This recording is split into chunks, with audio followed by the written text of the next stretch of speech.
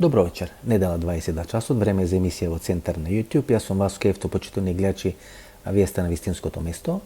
Одамна во недела сме немале политичка анализа, подготвувавме одредено интервју, меѓутоа испадна ова со црната листа, кај што се ставени некои играчи од Република Македонија, во прв план Самсоненко, мајката на Јордан Орце Камчев, меѓутоа суштината на таа црна листа беше Зоран Заев, споменувањето на името на Зоран Заев, на Драги Рашковски, во некаков контекст на руско влијание тука на Балканскиот полуостров.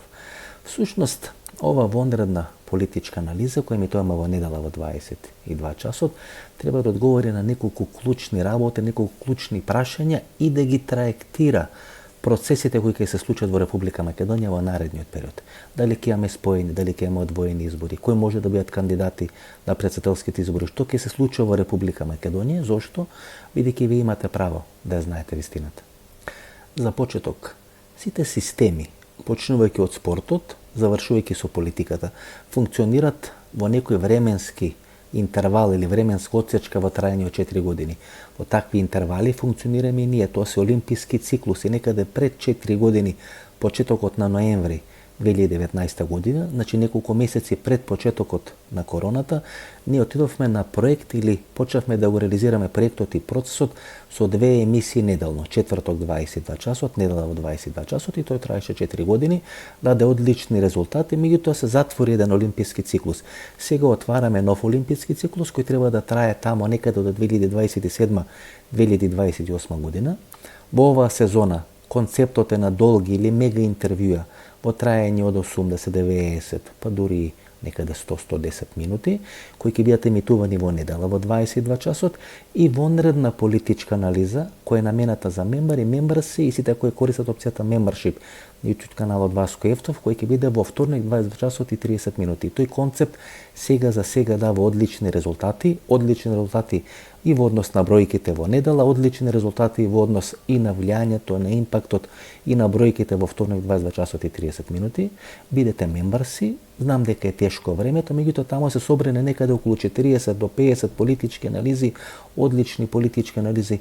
Политичката анализа во вторникот направи Растур Систем, тамо говори за Раде Штекли, за одредено контингент, количество на оружје најдено на Пласечарската улица или блиски улички на Пласечарската уличка во Скопје.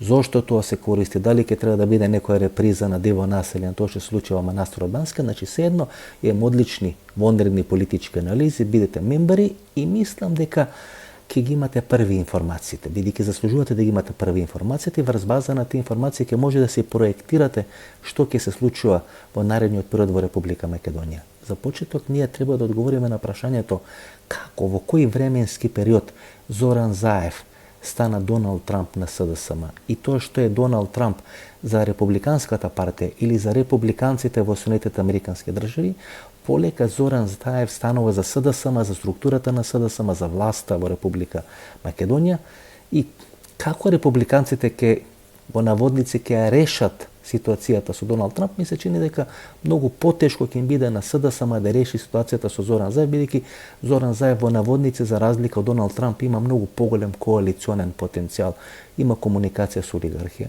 има комуникација со Христијан Мицковски, има некаква комуникација со меѓународна заедница, има комуникација со структури внатре во СДСМ, и за разлика од Доналд Трамп кој има влијание во републиканската партија, но има на меѓународен план одлични релации со Руската Федерација, со Кина, со Иранската република, така Зоран Заев сега има битни бизнис релации тука на Балканскиот полуостров, Бугарија, Грција, одредени албански тајкуни, така што на Димитар Ковачевски на СДСМ ќе им биде многу битно како ќе го изменаџира целиот тој процес, бидејќи со Доналд Трамп републиканците може да учествуваат на претседателските избори, меѓутоа тоа ги носи во еден политички ќорсокак во кој без разлика дали ќе победат или ќе изгубат на изборите, тешко ќе може да излезат. Ајде да се обидам да ја објаснам тезата. Некаде 2012-2013 година се вторите избори на кој победува Барак Обама. Го победува Мит Ромни. Го победува со резултат кој на прв поглед делуваше убедлива победа на Барак Обама.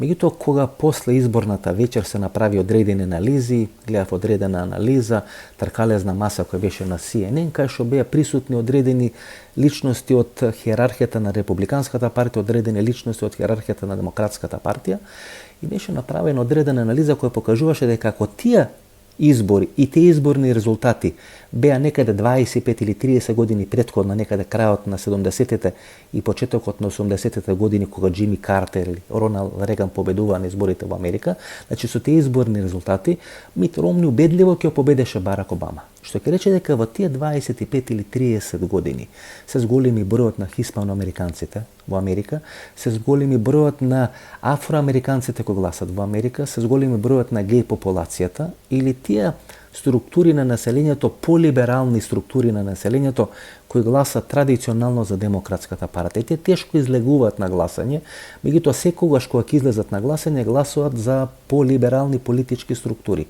Тогаш врвот на Републиканската партија седна, направи одредена анализа и свати дека се можни 3 излезни решенија за Републиканската партија. Под број 1 некаков црнец кандидат, афроамериканец или хиспаноамериканец да биде нивни кандидат на следните претседателски избори.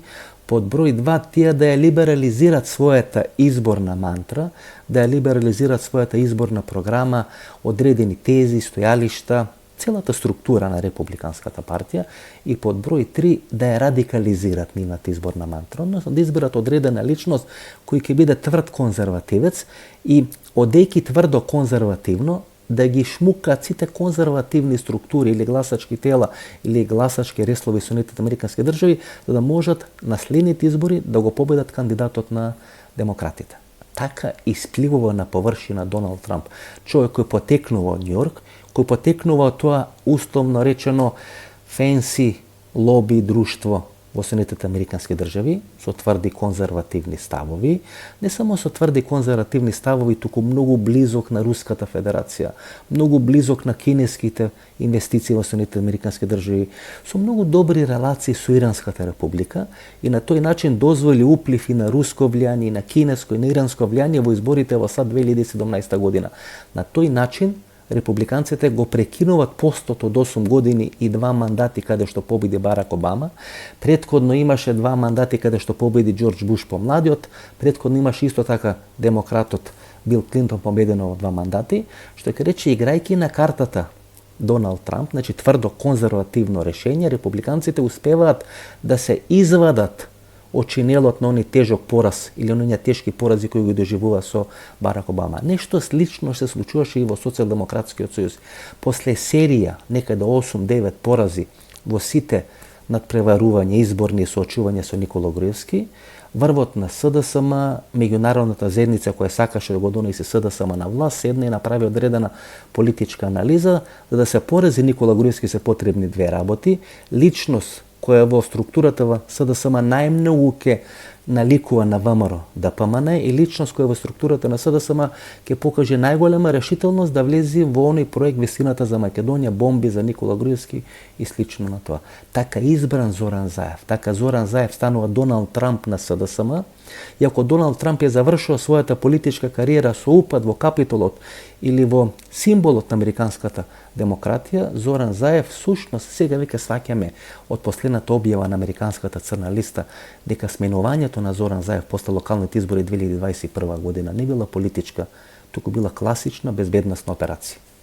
Иако во македонските медиуми некаде пред 2-3 дена главниот акцент на последниот список на имења на американската црна листа или на новата Шиндлерова американска црна листа, посебен акцент беше ставен на Сергеј Самсоненко, руско влијание тука во Република Македонија, па се опишуваше врската или врските на Сергеј Самсоненко со Јордан Камчев, кој некаде во текот на летото беше ставен на американската црна листа, што се вели под радар помина 2 имиња. Името на Драги Рашковски, името на Зоран Заев. Тие се стават во контекст на Миодраг Дака Радовиќ. Тој е контраверзен бизнисмен кој се појавува 2021 година, неговото име се појавува некаде 2021 година во Република Македонија.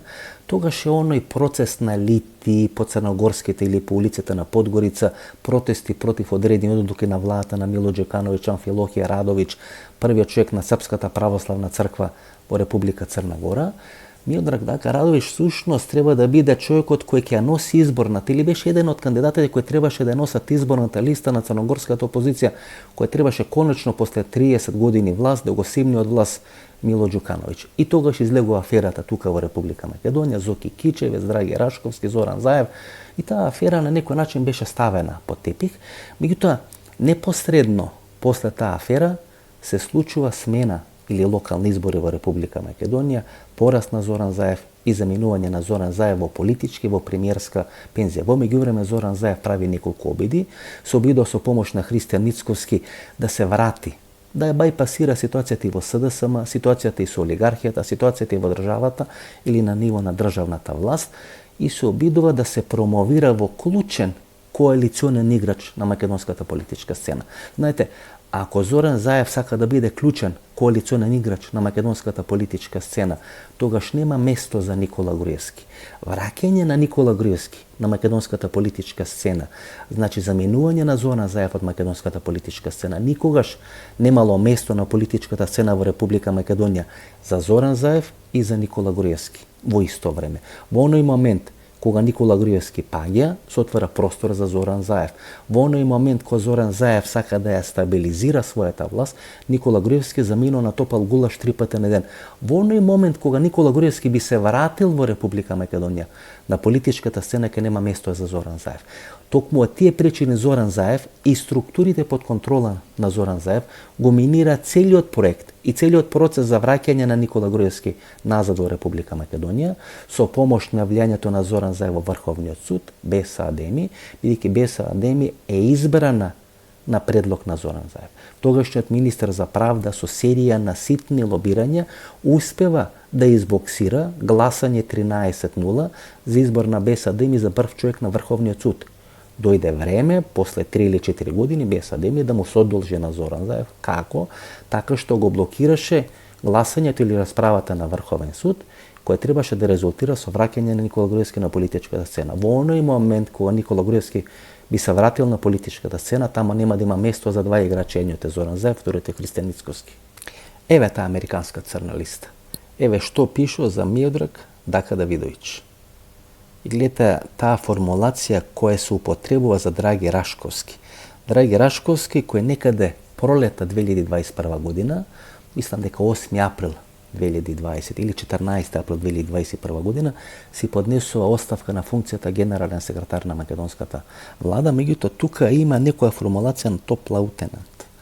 Топ леутенант, кој вие ќе го преведете во структурата тоа што значи во рамки на Соединетите американски држави или во американската лексикографија, тоа има две формулации или двојно значење. Под број 1 тоа би можело да биде некаков офицерски чин во рамки на американската армија, кој би соодветствувал некаде на поручник или нешто на капетан, нешто помеѓу поручник и нешто помеѓу капетан. И второто значење е во некаква структура, која сепак командна структура, но не е офицерска или не армиска структура, командна структура кај што имате некој кој е капо де тути кап или што е шеф на чело на таа структура, топ леутенант значи втор до него. Значи, Драги Рашковски е така дефиниран во односите со Зоран Заев.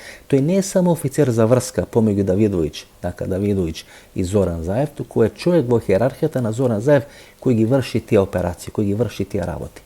Оттаму вие сваќате дека и смената на Драги Рашковски и смената, односно заминувањето на Зоран Заев е класична безбедносна операција, исто како што беше класична безбедносна операција е поразот на Теута Арифи на локалните избори во Тетово.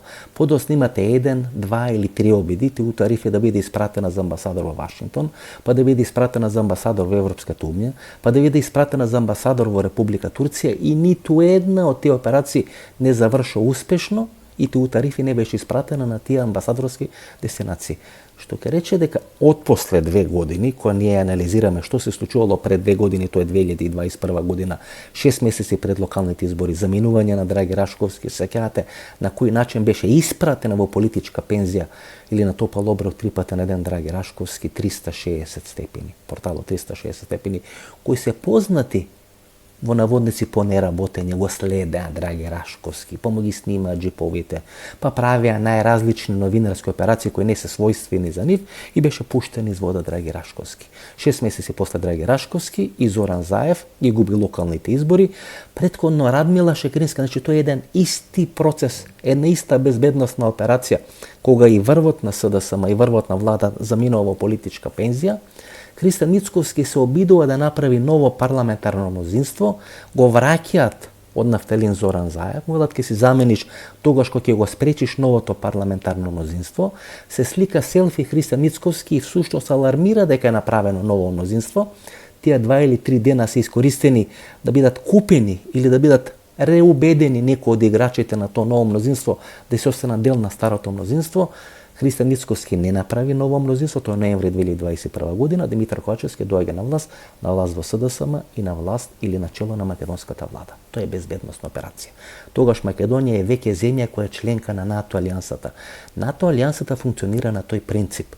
Смената на Зоран Заев беше првата безбедносна операција на политички план на НАТО алијансата во Република Македонија. Се ми се чини дека втората безбедносна операција ќе биде после следните избори, кога нема да се дозволи, најверојатно, Христијан Мицковски да ја формира едната македонска влада. И овие работи ви ги кажав, почитувани гледачи. Ајде, сетете се што ви кажав некаде пред една година, дека ако не биде изгласан францускиот предлог во Република Македонија или во македонскиот парламент, дека тогаш најверојатно Грција ќе стави вето за почетокот на преговори на Европската унија со Република Албанија. И тоа се случува, бидејќи има најави од Грција дека Грција ќе стави вето, како што веќе стави вето, но дека ќе истера на тоа вето, ако не може Република Македонија, поради некаков градоначалник во Јужна Албанија, кој беше уапсен, па подоцна победува на локалните избори, тоа се некои стандардни политички разврски во Република Албанија, дека Грција, тој градоначалник е со грчко потекло, тамо живее доминантно грчко население, дека поради тоа Грција ќе стави вето на почетокот на преговори на Европската унија со Република Албанија. Што е всушност поентата? Сега ќе излезе Еди Рама и ако биде блокиран патот на Република Албанија поради грчкото вето и преговори со Европската унија, тоа ќе му даде шлагворт на Еди Рама да излезе да каже дека Христијан Мицковски не само што го блокира патот на Република Македонија и почетокот на преговори со Европската унија, туку им го блокира патот на сите албанци во Македонија и на сите албанци во Албанија, албанците да го почнат процесот на преговори со Европската унија, бидејќи ако Албанија почне преговори со Европската унија и ако Албанија стане земја членка на Европската унија, а веќе е земја членка на НАТО алијансата, тогаш ќе биде многу помокна да и помогне на Република Косово да ги регулира своите односи дали во рамки на Опен Балкан и надвор од Опен Балкан со Република Србија. Ако излезе Еди Рама со една таква констатација, тоа ќе биде само мал чекор или увертира за некаква тиранска платформа број 2. Ако Никола Груевски не направи влада 2017 година со помош на тиранската платформа број 1, тогаш блокирањето на патот на Албанија од страна на Република Грција ќе биде вовед за тиранска платформа број 2. Дали во Тирана, дали во некоја шупа, sejedno, ќе седнат албанските партии од Република Македонија, предпоставувам без Билалка сами, бидејќи тој, знаете, нит мириса, нит смрди, не е лук, не е вода, не е киселина, и ќе биде направена некоја тиранска платформа број 2, и во таа тиранска платформа број 2 веројатно ќе биде кажано дека сите политички опции кои го блокирале патот на албанците и почетокот на преговори со Европската унија не се прифатлив коалиционен партнер да направат една влада со албанските партии во Република Македонија. На крајот на денот тоа може да биде пресуден фактор, како што беше тиранска платформа број 1 2017 година, може ова да биде некој пресуден фактор за правење на идната влада после редовните парламентарни избори идната година. Има 3 сценарија за политичка разврска во Република Македонија. Има и подсценарија дали ќе има споени одвоени избори, заеднички парламентарни и председателски избори, но тоа се некои субваријанти. Трите клучни сценарија се СДСМ и Димитар Ковачевски да ја формират идната влада, да биде направена некоја широка влада или Христијан Мицковски да направи следната влада во Република Македонија. Ајде да ги анализираме трите сценарија, бидејќи едно од тие сценарија всушност ќе биде реализирано после следните избори пролетта или летото на наредната година и ќе биде формирана едната македонска влада. Вчера или завчера излез Димитар Ковачевски кажа 3 работи. Под број 1. дека ќе има албанец премиер. Под број 2, дека ќе биде формирана техничка влада која ќе треба да ги спроведи изборите во Република Македонија, и под број 3, дека тој после тие избори ќе биде премиер со нов 4-годишен мандат. Всушност тоа Димитар Ковачевски го каже и во еден од неговите први настапи во македонскиот парламент после изборот за премиер на македонската влада, и претпоставам дека тоа му е кажано така.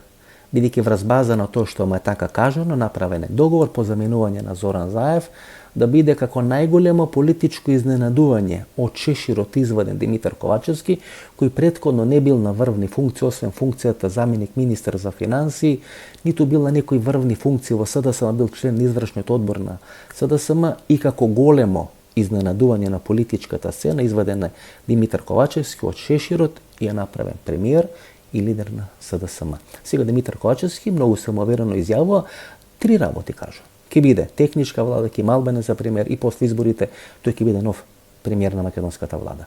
Знаете кој е најголем противник на Димитар Ковачевски, самиот Димитар Ковачевски? Ниту Зоран Заев, ниту Христијан Мицковски не можат да го спречат патот на Димитар Ковачевски до нов мандат, посебно бидејќи ужива таква силна меѓународна поддршка.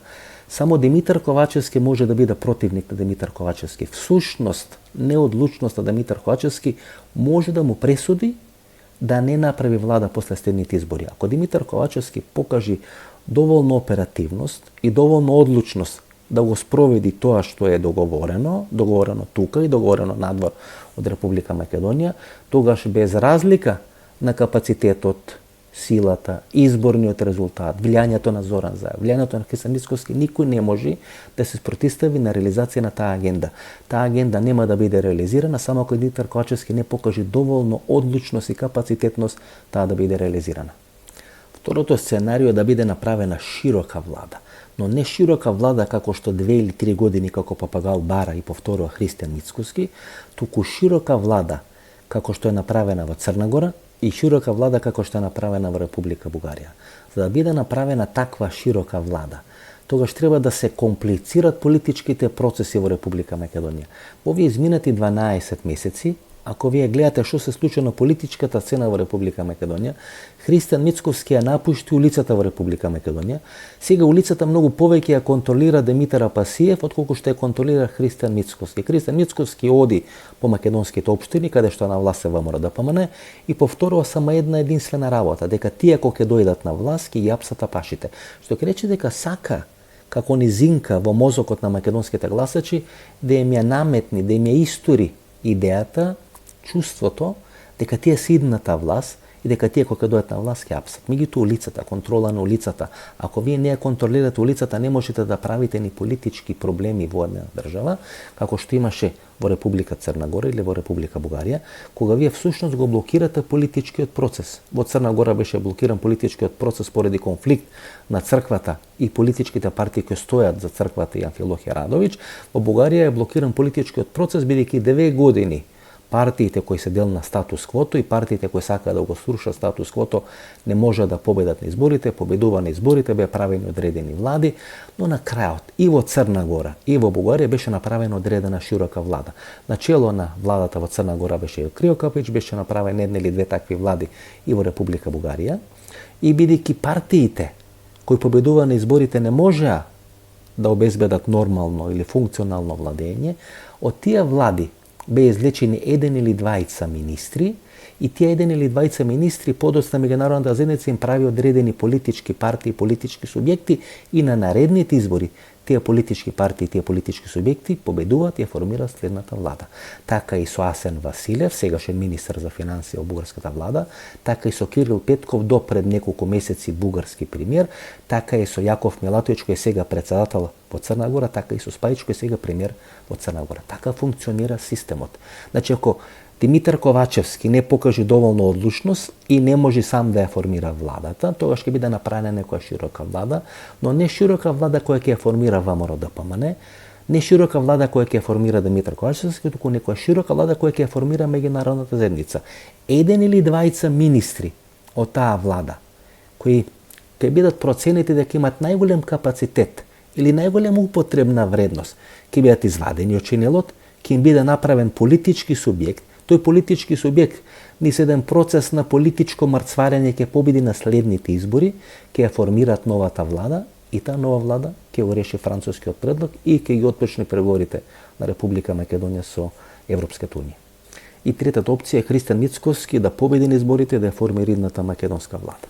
Знаете, ако Христијан Мицкоски требаше да победи и да ја формира идната влада, и ако тоа го сакаа странците, тоа ќе се случише пред 2 години. Немаше ние да поминуваме низ еден ваков процес на политичко мрцварење, каде што ВМРО секој ден го блокира парламентот, ги блокира процесите, бара предвремени избори, бара широка влада и бара по една скратена постапка да дојде на власт во Република Македонија, тоа не се случува. Ако странците сакаат тоа да го дозволат, ќе го дозволи 2021 година. Како што во наводници го блокира 2021 година, така најверојатно ќе го блокират и 2024 година.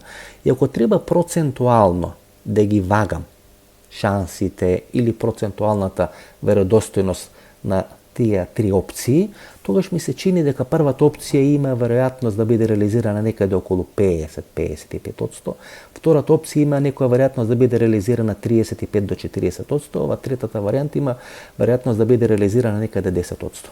Дури јас мислам, почитувани гледачи, дека онаа фотографија од Македонското собрание, каде што е направено новото мнозинство, кога Христијан Мицкоски се слика селфи, тоа го објавува на својот Facebook профил, дека во тој момент Христијан Мицкоски точно знае дека меѓународната заедница нема да му дозволи да го формира тоа ново мнозинство и со тоа селфи кое е снимено и кое е објавено, Христијан Мицкоски де факто го руши процесот на формирање на ново мнозинство. Бидејќи ако немаше селфи, ако не беше објавена фотографија, ако тоа поминеше под радарот, тогаш на некое гласање во македонскиот парламент ќе бидеше срушена владата, тогашната влада на Зоран Заев ќе беше избрана некоја нова влада, начелната влада дали ќе беше Христијан Мицкоски, дали ќе беше Арбен Таравари, потполно небитно и sejedno. Да ми се чини дека Христијан Мицкоски е влезен во некој пакт. На крајот на денот ние ќе треба да дефинираме со кого е во пакт цело време Христијан Мицкоски со Зоран Заев. Веројатно со Зоран Заев е во пакт некаде од 2020 година. Најмалку една година пред падот на Зоран Заев има силни индикации за одредено силно пактирање на Зоран Заев и на Христијан Мицкоски. Ми се чини дека Христијан Мицкоски има многу добри релации со делови на меѓународната заедница кои јасно му имат ставено до знаење дека не може да биде премиер на македонската влада. Знаете зашто не може да биде премиер? Бидејќи 3 или 4 години ВМРО ДПМН упорно се обидува да направи ново мнозинство во Република Македонија, во македонскиот парламент, и таа енергија Мицкоски да ја искористеше за правење на ново мнозинство во Белата палата, до сега ВМРО ДПМН 5 пати ќе беше на власт. Бидејќи таа енергија не е искористена за правење на ново мнозинство, и тоа мнозинство кое сега во Белата палата го сочинуваат Илија Димовски, Антонио Милошевски, сите кадри од времето на гроевизмот, оние најизофирани кадри од времето на гроевизмот во Република Македонија, бидејќи енергијата не е искористена за правење на ново мнозинство во Белата палата, и тоа ново мнозинство во Белата палата да ја освои власта и да ја води Република Македонија, туку цела енергија е искористена да биде статус кво, бидејќи ВМРО ДПМН е дел на статус квото. Исто како што е Зоран Заев, исто како што е Стево Пенаровски, бидејќи тие имат одредени роли, ги придвижуваат процесите, од кои ги имат придвижено процесите, говорам Зоран Заев, тога смета дека доволно ги придвижил процесите, дека доволно му должи меѓународната заедница, дека тој само треба на еден пофин, поумешан начин да го јавни системот, да го контролира системот и со помош на тој систем да владе, истиот систем на Никола Груевски, истиот систем на Сашо Мјалков, да не биде расформиран, да не биде пуштен из вода, туку само малце струмички обликуван. Дека еве подемократски, пошироко, со помалку фаули, тој систем ќе може да биде ставен во функција на Заев, на структурата на Заев и на СДСМ, и тука е грешката. Партиите кои го руша статус квото, стана дел на статус квото. Зоран Заев, Стево Пендаровски, Христијан Мицкоски, тоа се структури, тоа се политичари кои се дел на статус квото. Република Македонија, значи, времето и барањето на времето е да се растури статус квото. Зошто да се растури статус квото?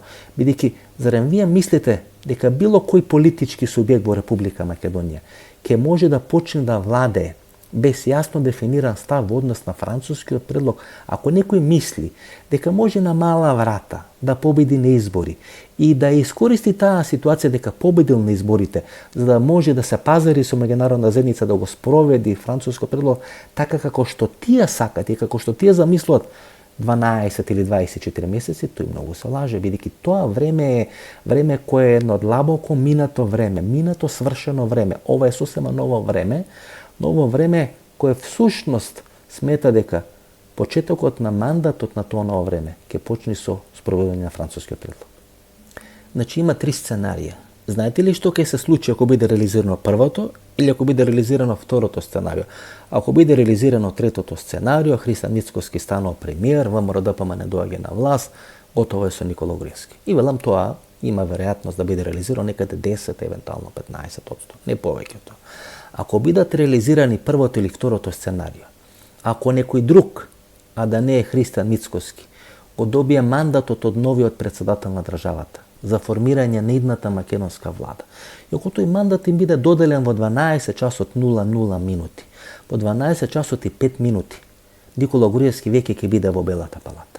Значи во било која политичка разврска, ако Христијан Мицкоски не ја формира идната македонска влада, а тоа Никола Груевски пред 1,5 месец му го напиша во еден Facebook статус, дека во мандат на Христијан Мицкоски ВМРО-ДПМН била најдолго во опозиција, дури ниту во време на Љупчо Ѓорѓевски, ниту во време на Никола Груевски ВМРО-ДПМН не била толку долго во опозиција колку што е во мандат на Христијан Мицкоски, и дека ако биде завршен мандатот нова власт до крајот од 2024 година, ВМРО-ДПМН за прв пат во својата историја некаде околу 7 години ќе биде во опозиција. И дека како што сега стојат работите, и во наредните 4 години, значи почнувајќи 2024 од 2028 година, што кречи 11 години, ВМРО-ДПМН ќе биде опозиција во македонски услови, што досега се нема случено.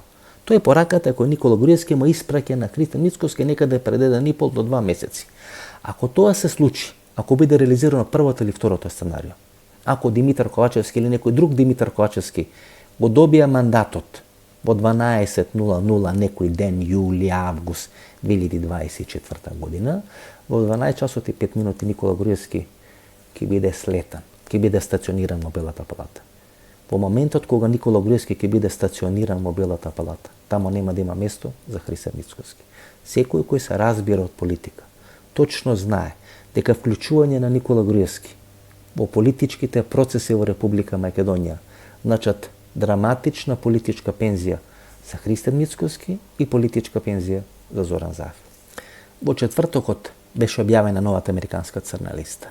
И само неколку часа по објавувањето на таа нова американска црна листа, гледате, американците барем едно 12 месеци размислува како да ја структурират таа црна листа во однос на Република Македонија. Иако имаше многу типување кој може да се најде на таа црна листа, имање од делот на олигархијата, имање од делот на политиката, имање од делот на бизнисот во Република Македонија, имање од делот на луѓе кои имат проруски ставови и блиски релации со рускиот свет во Република Македонија.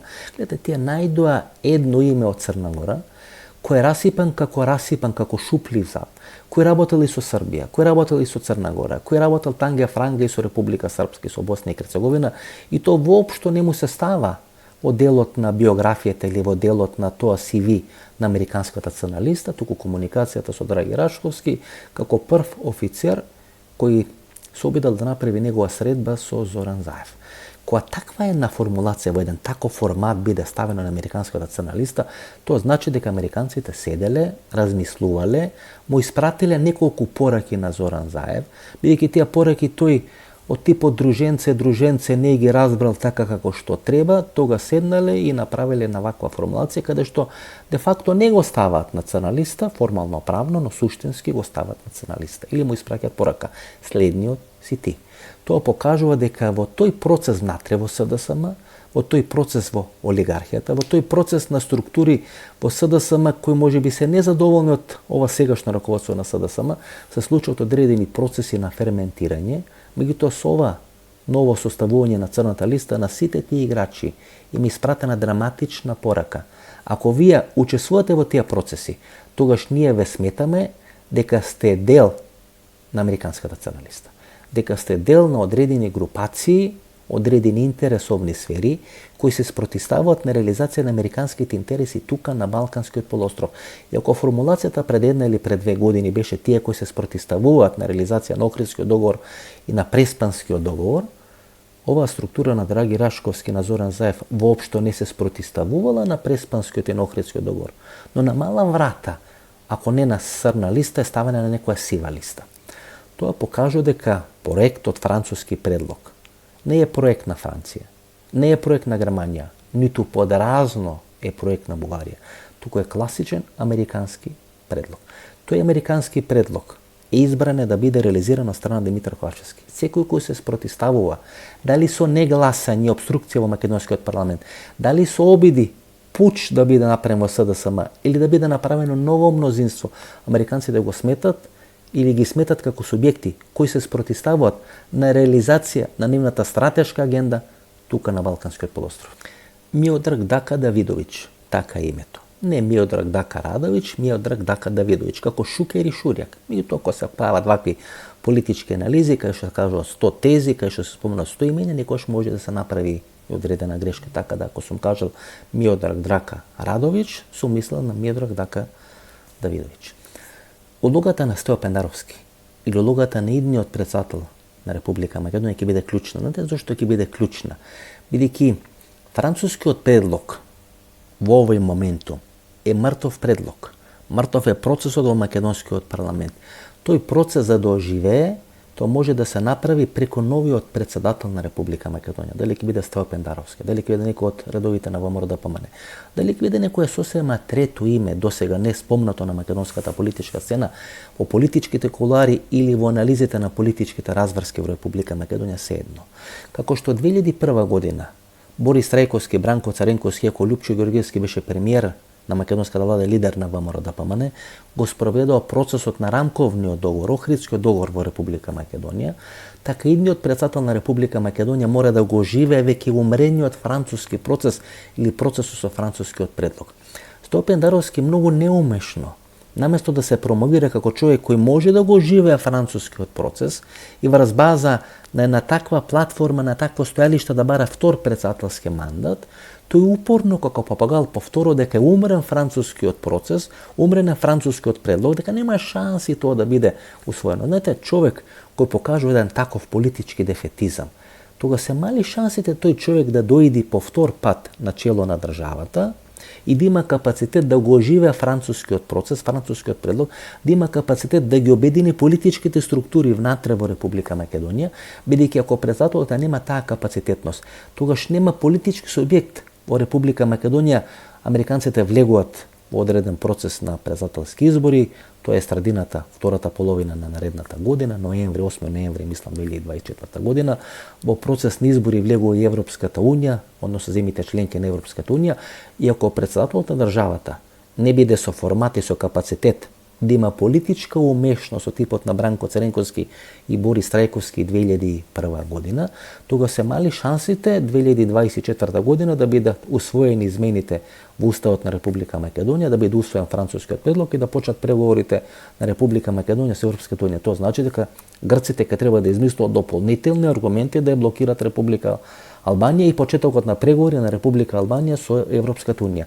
Што ќе рече дека изборот и председателските избори во Република Македонија за мене се многу поважни од парламентарните избори. Колку тоа да ви звучи абсурдно, колку тоа во овој момент да ви звучи шокантно, според мене идниот председател на државата треба да има капацитет да ги врзи СДСМ, ВМРО, албанските политички, некоја тиранска платформа број 2, да може да ги изменаџира сите тие процеси. Кој може тоа да го прави? Мислите Стео Пендаровски, Гордана Селјановска, дека имаат капацитет тоа да го прават некој од актуелниот политички состав, па тоа ако може да го прават, ќе го направеа до сега. Може би е време во Република Македонија да се оди на некој ново решение Борис Трајковски. И како што Борис Трајковски беше извлечен од чинелот, беше заменик министар за надворешни работи, може би е дојдено време некој ново такво слично храбро решение да биде извлечено како предлог на меѓународната заедница и да влеземе во наводница на неизвестна политичка разврска со известен крај, а тоа е усвојување на францускиот предлог. Ајде за крај да дефинираме дали ќе бидат одвоени, дали ќе бидат споени, кога може да се случат претседателските, кога може да се случат парламентарните избори. Во некои од наредните вонредни политички анализи ќе кажеме кој ќе биде псејо албанец за премиер, нема во вечерашната емисија, бидејќи многу тези, многу информации, ексклузивни информации би беа вечерва соопштени. Ајде да видиме какви се шансите да бидат изборите одвоени, односно разделени претседателските и парламентарните, или да бидат споени. Како што сега стојат работите, ако бидат одвоени претседателските од парламентарните избори, тогаш претседателските избори треба да се случат некаде почетокот на март. Ако претседателските избори треба да се случат некаде почетокот на март, тогаш изборната кампања треба да почне во февруари, а има одредени буџетски процеси кои се случат во Република Македонија. Не влегуваме во една сезона на слави, сезона на празници, па наредната година доаѓа стара нова година, прво нова година, па стара нова година, па водици, па работење, па неработење и веднаш дошло февруари.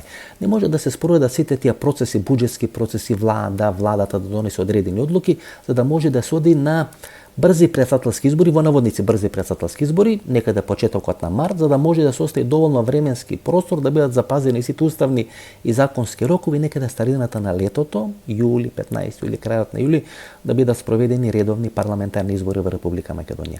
Што ќе рече дека тако формално правен аспект многу се поголеми шанси да бидат споени претседателските и парламентарните избори.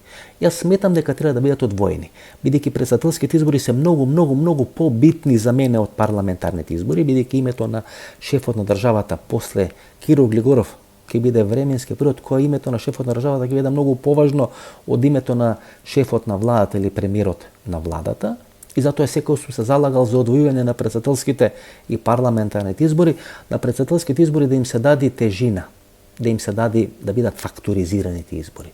И тој што ќе биде избран со непосредно гласање на граѓаните, да биде татко на државата, без разлика за која партија сте гласале, без разлика кого сте фаворизирале од кандидатите за претседател на државата, тој што ќе биде избран и ќе биде шеф на државата, ќе ја представува државата и ќе ги представува сите нејзини граѓани. Ја може да бидете СДС, може да бидете ВМРО, може да бидете ДУИ, може да бидете Алијанса на албанците, но шефот на државата е татко на сите граѓани. Затоа сметам дека треба да бидат одвоени.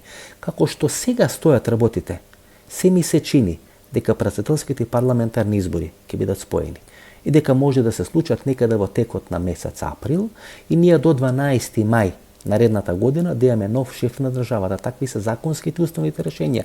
И Ѓорги Иванов, и Стево Пендаровски, претходно Бранко Цренковски, својот мандат го почнат на 12 мај. На 12 мај 2004 година Бранко Цренковски го добија претседателскиот мандат и само неколку дена после тоа, бидејќи тогаш влеговме во одредена гувернерска цајтнот разврска, заврши мандатот ми се чини на Љубе Трпевски, немавме избор на нов гувернер и требаше да биде избран Петар Гошев. Една од првите одлуки на Бранко Цренковски 2004 година беше изборот на Петар Гошев за нов гувернер на Централната банка.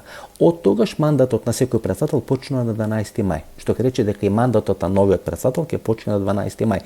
Тоа всушност го детерминира целиот тој процес на заеднички парламентарни претседателски избори кои треба да се случат некаде во средината на април, односно вториот круг на парламентарните избори да биде, односно вториот круг на претседателските избори да биде споен со парламентарните избори. Така беше 2014 година, кога победува Ѓорги Иванов, веројатно како што сега стојат работи, така ќе биде 2024 година. Иако ДУИ се залагаше за одвојување на претседателските на парламентарните избори, последните сигнали кои доаѓаат од Мала Речица во преговорите со СДСМ дека ДУИ и Алијанса на албанците, чите Арбен Таравари, се залагаат за спојување на претседателските и парламентарните избори. И веројатно суштината е во резултатот на Блер и Мрека на изборите 2019 година. Се ми се чини дека Али Ахмети и ДУИ се плашат дека ако бидат одвоени претседателските од парламентарните избори, ако се оди на одвоени избори и ако ДУИ и Алијанса на албанците го поддржат кандидатот на СДСМ, тогаш најверојатно Изет Меджити би можел да биде албанец кандидат на албанската опозиција. Ако Блер и Мрека освои 80.000 гласови, тогаш Изет Меджити ќе освои најмалку 80.000 гласови, ако не и повеќе, и со таков ветер во грбот ќе истрча на односно на парламентарните избори. Ова значи е одредена анализа во случај да бидат раздвоени парламентарните и претседателските избори.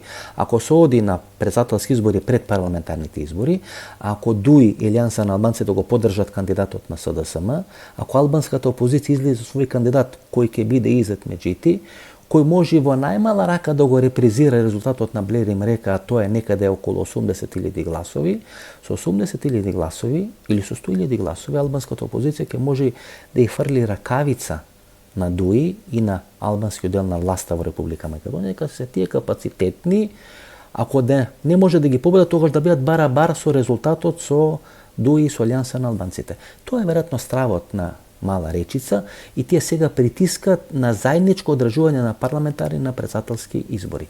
Од друга страна, веројатно во СДСМ проценуваат дека ако бидат одвоени изборите и ако со албански гласови биде изгласан председателот на државата, дека тоа може само дополнително да го зоврие политичкиот лонец во Република Македонија и таа теза дека се во државата зависи од албанци да биде дополнително продлабочена, дека еве сега со гласовите на албанците ќе биде избран новиот председател на државата. Се во државата зависи од албанци и од волјата на албанците зависи кој ќе биде председател на државата. Дека за кандидатот на ВМРО гласале повеќе македонци, знаете онаа формулација кој употребуваше Христијан Мицкоски, без мандатите на БЕСА, тој го победил СДСМ на изборите на 15 јули 2020 година.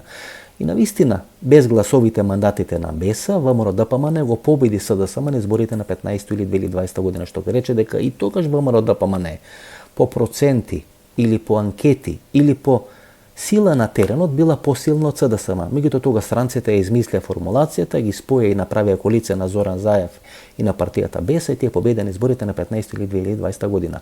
А ако странците сакаат Мицкоски да не дојде на власт, ние сега треба да чекаме, видиме која формулација ќе во наводници ќе измисла странците да биде направена одредена коалиција и таа коалиција да победи на изборите по некаков сличен принцип како што тоа го направија БЕСА и Зоран Заев на изборите на 15 јули 2020 година. Значи во една таква формулација, ако со помош на гласовите на албанците биде избран председателот на државата, тоа ВМРО ДПМН ќе окористи како лајт мотив да убеди македонската јавност дека гласовите на македонците се небитни во Република Македонија, туку се во Република Македонија зависи од гласовите на албанците. Во таква една ситуација, ако бидат одвоени председателските од парламентарните избори, многу е голема веројатноста ВМРО ДПМН да извади од чинелот некое име, но не им, да го жртвува тоа име и да ги растури председателските избори во Република Македонија. Ако се оди на заеднички споени председателски парламентарни избори, тога се најголеми шансите Гордана Селјановска повтор пат да биде номинирана од редовите на ВМРО ДПМН, односно да биде кандидат на Белата палата на председателските избори во Република Македонија. Тоа се сега засега политичките математики кои се прават на споени или на одвоени парламентарни и председателски избори. За клановите во СДСМ, за тоа што ќе се случи во СДСМ, за Стео Пендаровски, за транскриптот кој е излезен од кабинетот на Стео Пендаровски. Дали е реален, дали е нереален, дали е тоа точно? Дали е точно дека шефот на ЦИА за Европа дошол во Република Македонија, токму поради тој транскрипт кој постои или не постои, но излезен од кабинетот на Стео Пендаровски, Зизет Меджити, за стравот на Али Ахмети од Зизет Меджити. Што ќе се случи со клоновите во СДСМ во вонредната политичка анализа вторник 22 часот и 30 минути. Меѓутоа ова политичка анализа сакам да ја заватварам или да ја затворам со одредена политичка анегдота, односно со една политичка реалност или одредено политичко совпаѓање. Тамо некаде пролетта 2004 година, кога се случува панорама, меѓутоа главната разврска е во хотелот Holiday Inn, амбасадор на Америка во Република Македонија Лоренс Батлер. Неговиот штаб се наоѓа на 6-тиот или на 7-тиот кат во хотелот Holiday Inn и додека во свечената сала на хотелот Holiday Inn се случува таа пресметка или тоа раскусурување на луѓето на Лјупчо Георгиевски и луѓето на Никола Груевски, кој е избран на Конгресот во Охрид, но ја стабилизира својата власт во ВМРО ДПМН после учествувањето во Панорама 1, Панорама 2, односно Holiday Inn 1, Holiday Inn 2, и го траектира својот пат или својата патека да победи на изборите 2006 година, тогаш амбасадор на Америка во Република Македонија Лоренс Батлер. Значи Лоренс Батлер е човекот кој го стабилизира Никола Груевски на чело на ВМРО ДПМН и му го проектира патот да победи на изборите 2006 година. Лоренс Батлер е почесен граѓанин на Команово. Тој е прогласен за почесен граѓанин на Команово мандат на Ковачевски постариот или таткото на денешниот македонски премиер Димитар Ковачевски. Лоренс Батлер е најдобар пријател со Џејмс О'Брајен, кој сега е трет човек во херархијата на Стейт департментот, а до пред еден месец беше човекот кој ја составува американската црна листа, што ке рече дека ова составување на американската црна листа е дело на Џејмс О'Брајен. Односно, Лоренс Батлер сега висява во улога на човек кој го етаблира или стабилизирал Никола Груевски, но структурите на Лоренс Батлер и пријателствувањето со Лоренс Батлер може би го донеле Димитар Ковачевски на власт во СДСМ, на власт во Република Македонија и може да има битно влијание на евентуална премиерска победа или премиерски континуитет на Димитар Ковачевски после изборите 2024 година. Ова е нашата политичка анализа, но дружење вторник 22 часот и 30 минути и недела во 22 часот со нова мега интервју. До тогаш пријатна вечер Македонија, каде да си.